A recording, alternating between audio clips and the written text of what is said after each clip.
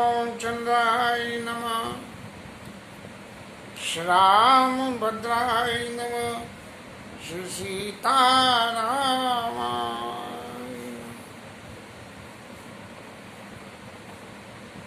कल तो बड़े बड़े कृपानुभव हुए हैं, क्या कही जाए। कल चूंकि कथा का विषय एक ऐसी स्थिति में आ गया था जहाँ आधे घंटे से ज़्यादा की कथा कहनी थी, तो 40 मिनट की कथा रिकॉर्ड करी गई। उसमें 32-33 मिनट की तो एक रिकॉर्ड हो गई और 7 मिनट की एक हो गई। अब अपलोड करने का नंबर आया तो अपलोड कर दी।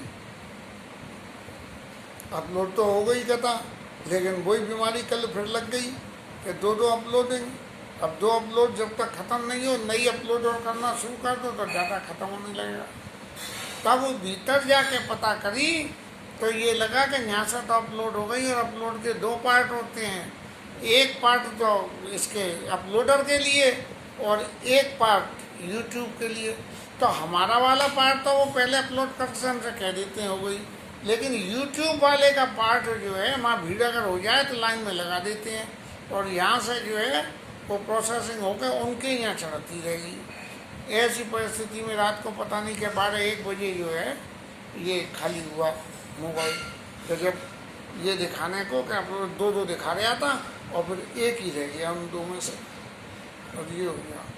तो इस तरह से ये बड़ा आश्चर्य है, कितनी परेशानी पहले हुई, कितनी परेशानी फिर हुई।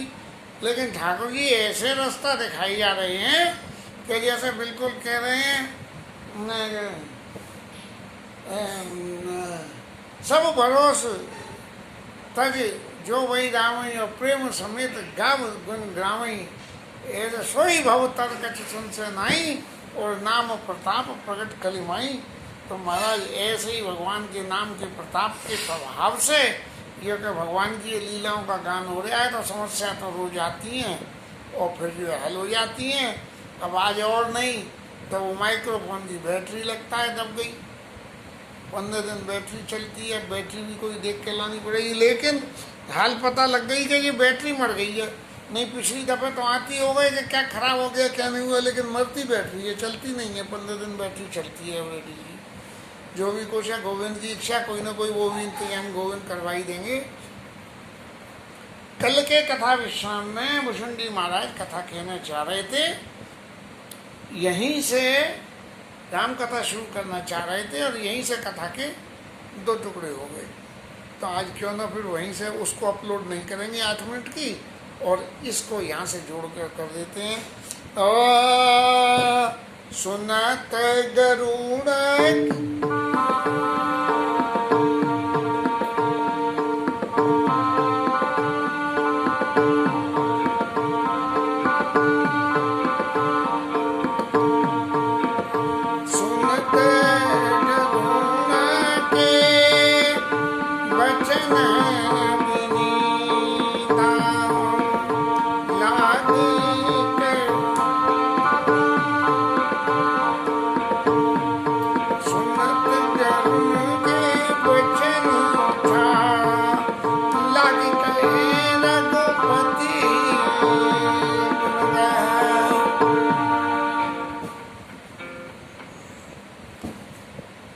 भगवान के भक्त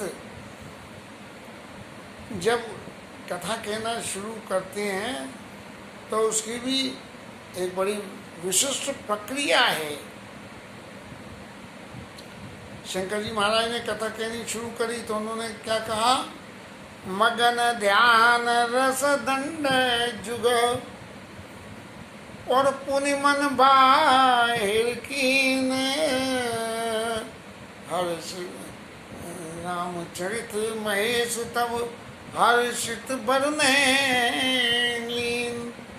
भगवान राम के चरित्र को शंकर जी महाराज जो हर समय तुम पुनि राम राम दिन राती और सादर जपवन आरती। पार्वती मैया ने कही कि तुम तो हर वक्त राम राम जपते हो तो कथा कैसे होगी। तो भगवान शंकर जी महाराज ने मगन ध्यान रस, ध्यान के रस में मगन रहते हुए, बिल्कुल जैसे हम जिस वक्त गाड़ी चलाते हैं तो निगाह तो सड़क पर होती है, हैं, और इधर उधर की सब बातें सुनते रहते हैं और बोलते भी रहते हैं। तो ऐसे ही मगन ध्यान रस दंड जुग, दो पल के लिए पुनि मन बाहिर कीन, अपने मन को बाहर निकाला वहाँ से, हाँ? और रामचरित महेश तब हर्षित वर्णन लीन, भगवान राम के चरित्रों को खुशियों के वर्णन करने लगे। अब ऐसी बात नंबर आई कौन की, क्या काकुसुंदी महाराज की, भय उतासु मनाए परम उत्साह, इनके भी मन में उत्साह हो गया और लागे कहे रघुपति गुण गा। भगवान राम के चरित्रों का और उनके गुणों का वर्णन करने लगे बड़े उत्साह के साथ में।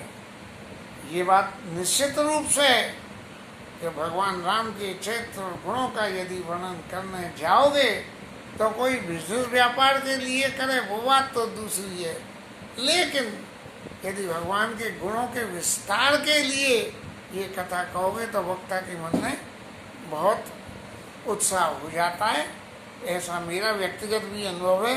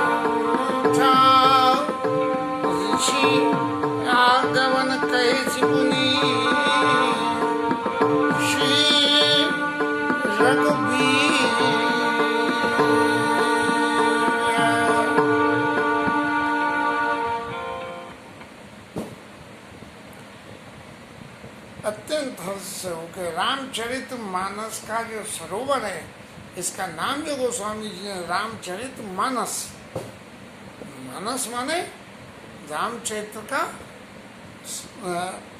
तालाब,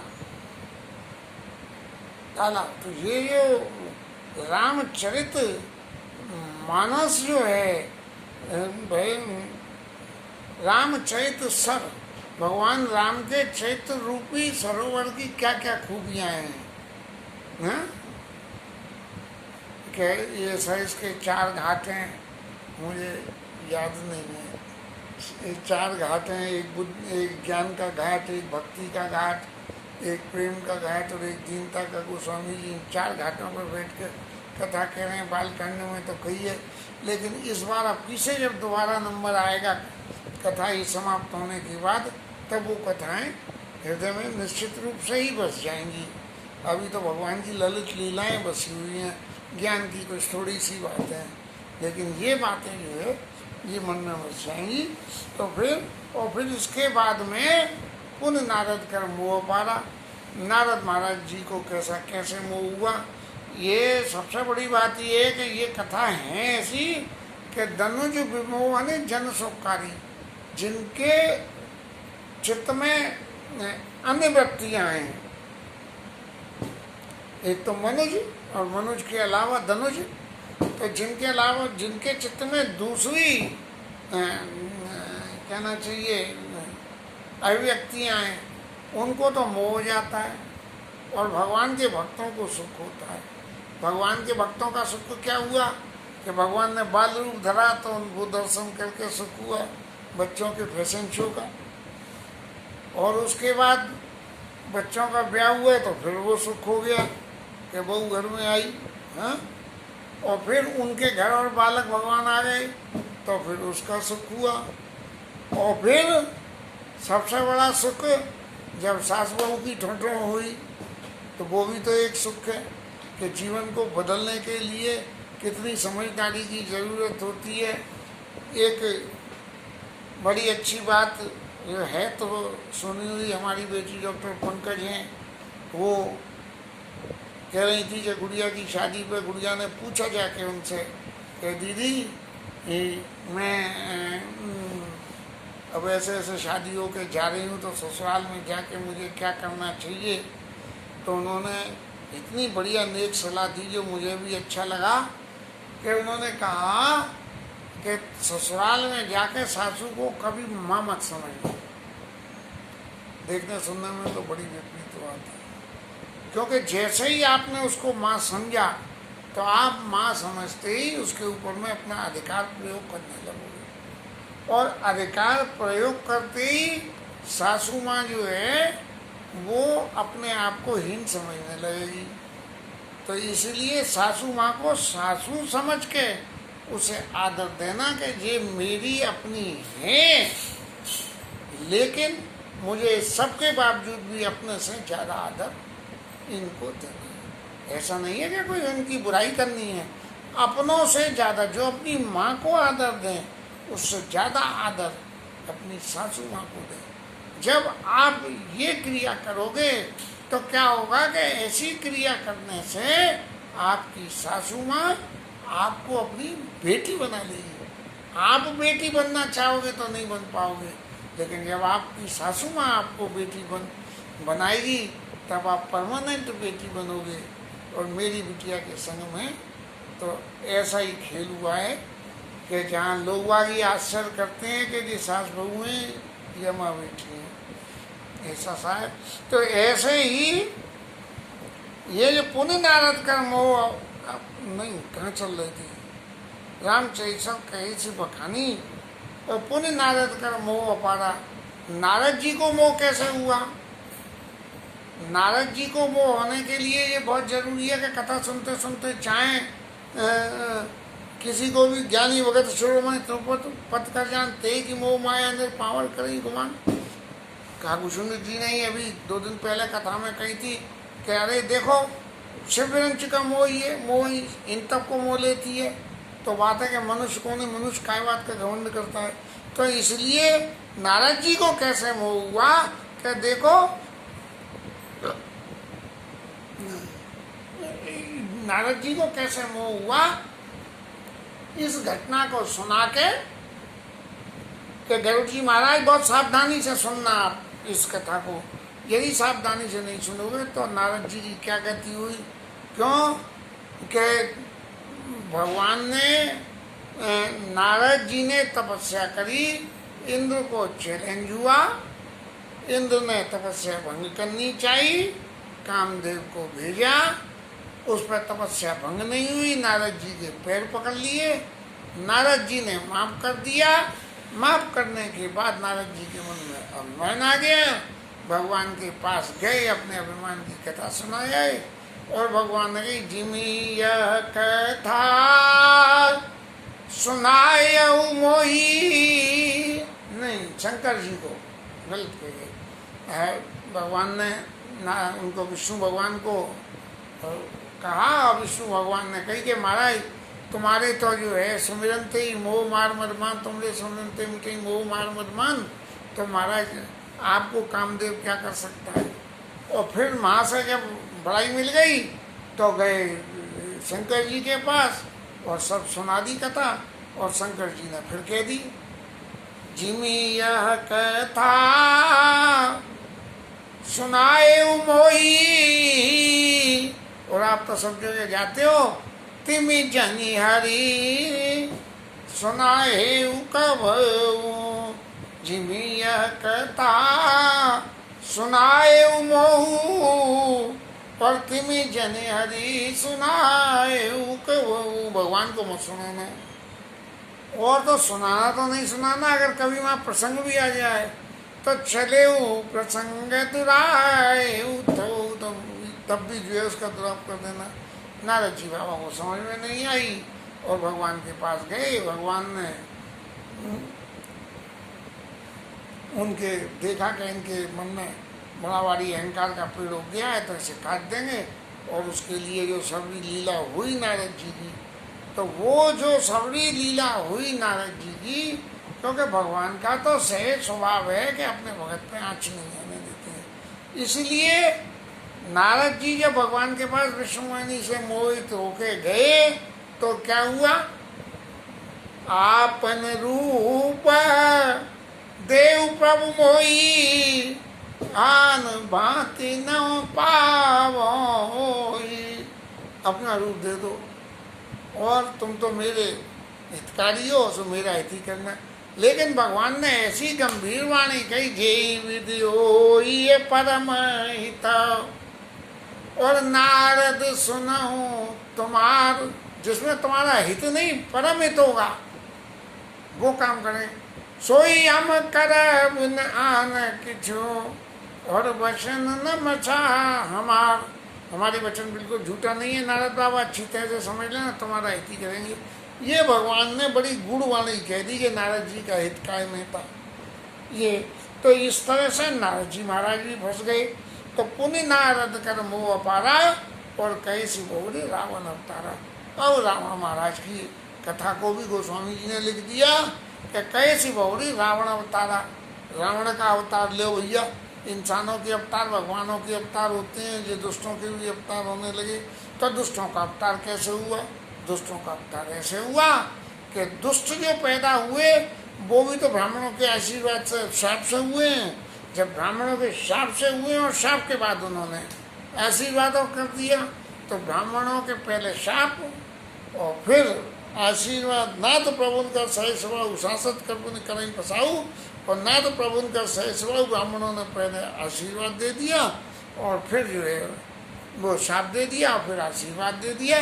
तो उनके आशीर्वाद से पैदा हुए और उनसे पैदा होके और भगवान को अवतार लेके आना पड़ा। तो ये रावण के अवतार की कथा तो कमती हुई, ये भगवान के अवतार के कारण की कथा हुई। इसलिए कहे श्री बहुरी रावण अवतारा। अब फिर भगवान के अवतार की कथा कही और फिर उनके बाल चरित्र का वर्णन कहा। और फिर बहुत भगवान, क्योंकि काकभूषुंडी जी का काकभूषुंडी शरीर ही भगवान की बाल लीला से मिला था। इसलिए बाल चरित्र का विविध विधि, खूब तरह तरह से उन्होंने भगवान के बाल चरित्र को कहा कि कैसे कैसे भगवान की एक एक लीला का वर्णन किया है। और मन में परम उत्साह, बड़ा उत्साह मन में हो रहा। क्यों कि वो प्रत्यक्ष आंखों से दृष्टा थे, इसलिए लाइव कमेंट्री दे रहे थे गरुड़ जी के सामने कि भगवान के बाल चरित्र। और ऋषि आगमन कैसी पुनि श्री रघुबीर व्याह। और फिर जो विश्वामित्र ऋषि के आगमन और भगवान के व्याह की कथा। अब भगवान के प्रताप को बखानने के लिए ये काकभूषुंडी जी महाराज ने इतना 20-20 मैच कर दिया कि ऋषि आगमन कैसी पुनि श्री रघुबीर विवाह। इतना करते करते बालकांड की समाप्ति कर दी काकभूषुंडी जी महाराज ने। यद्यपि ये कथा समास रूप में कही गई है, कहा गोस्वामी जी ने तो व्यास रूप में निश्चित सुनाई होगी, गोस्वामी जी ने समास रूप में लिखी है। बहुरी राम अभिषेक प्रसन्ना, बहुरी राम अभिषेक प्रसंगा, पुनीत बचन नाज रस भंगा, पुनीत बचन नाज रस भंगा, उर्वासिन कर विरह विषादा, कैसी राम लक्ष्मण संवादा, विपिन कवच केवट अनुरागा, सुरसरी उत्तर निवासी प्रयागा। फिर राजा दशरथ ने जो राज्याभिषेक की घोषणा करनी चाहिए और भगवान के राज्याभिषेक के लिए पूर्वासी और सबों को तैयार करा, इस सब बात को, कथा को बहुरी राम अभिषेक प्रसंगा। और फिर भंग कैसे हुआ, तो ये हो गया। और फिर जब ये हो गया तो पूर्वासी लोग कैसे दुखी हुए, ये कथा भी कही और राम जी और लक्ष्मण जी के संवाद का वर्णन करा। विपिन गबन के बट अनुरागा, सुरसरी उतर निवास प्रयागा। भगवान के बन जाने की लीला और केवट का प्रेम ये कहा। और फिर प्रयाग में कैसे गए और वाल्मीकि ऋषि से कैसे मिले और फिर जाकर चित्रकूट में कैसे बसे। चूंकि व्यास रूप में ये कथा सब पहले कही जा चुकी है और मुझे ऐसा लगता है कि गोस्वामी जी को ऐसा लगा कि अब दोबारा कुछ अगर थोड़ा और भी डिटेल में जाऊंगा तो ग्रंथ ज़्यादा लंबा हो जाएगा, इसलिए इस कथा को बिल्कुल ही समास में कर दिया है। सचिवागवन नगर नपमरना, श्री भरता गवन प्रेमा बहुबरना। भगवान को पहुंचा के सुमंत्र जी लौट के आए और फिर राजा दशरथ ने कैसे अपने शरीर का त्याग किया। करेंगे प्रक्रिया संगपुरवासी,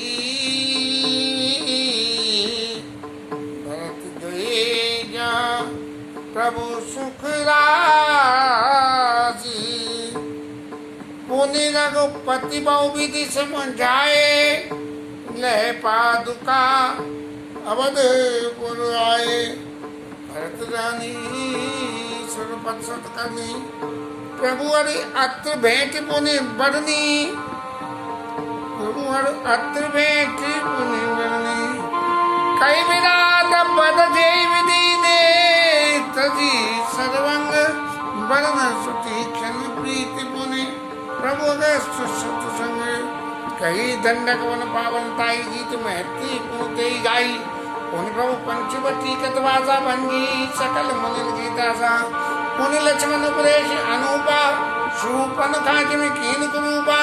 खर दूषण मद बहुरी बखाना, जिम सब मरम दसानन जाना। ना जिम सब मरम दसानन जाना। दस कंदर मारी चुपत कही, जय विधि वही जो सब तई गति। पुनि माया सीता कर हरना, श्री रघुवीर विरह कछु भरना। पुनि प्रभु गीत किया जिनकिनी, बद कमंद सबरी गति दीनी। बहुरी विरह वर्णित रघुवीरा, जय विधि गए सरोवर तीरा। प्रभु नारद संवाद कई, मारुति मिलन प्रसंग बन सती क्षण प्रीत पुनि। प्रभु वस्तु कपि तिलक कर प्रभु कथा, शैल प्रवर शनवास। वर्ण वर्षा शरद अरु राम लो शिष्ट पीतास जय विधि कर पद की पठाए सीता खोज सकल दिशि दाए विवर प्रवेश कीन के भांति कपिन बहोरी मिला संवादी सुन सब कथा समीर कुमारा नागत वे को दिया पाड़ा बनुजार राम ने प्रमोदी उड़दई नागे बहल प्रयोदी आए कपि सब जन राई बैदेई की कुशल सुनाई न्याय उन्हें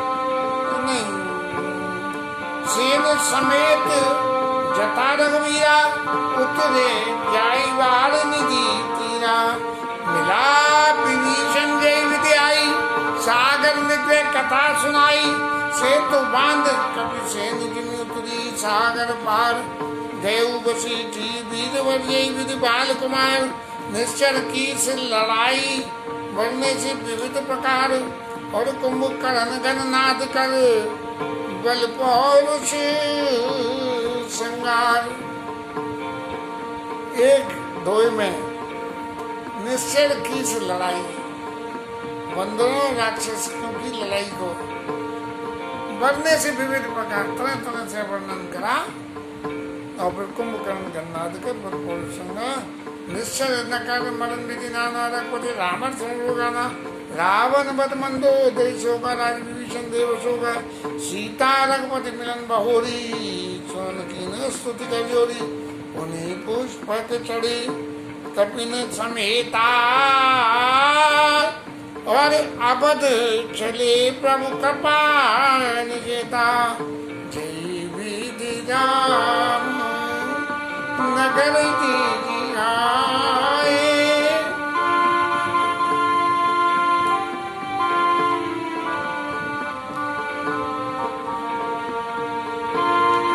वाया से बीच चरित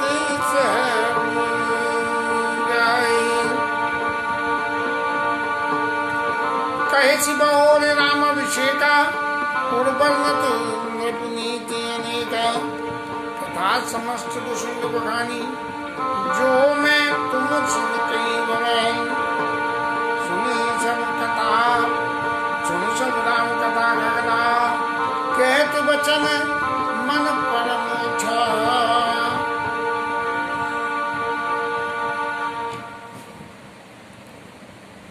महादेव जी महाराज ने पार्वती जी से ये कथा जो पहले व्यास स्वरूप में कहने के बाद समाज स्वरूप में कही वो काकभूषण जी के नाते ही समाज स्वरूप में सुनाने के बाद एक लाइन और जोड़ दी कथा समस्त भुषुंडे बखानी और जो मैं तुम सन कही भवानी जो मैंने तुम्हारे सामने पहले मैं कह चुका हूँ मैं डिटेल में वही कथा भुसुंडी ने बखानी है उसमें नया कुछ भी नहीं है।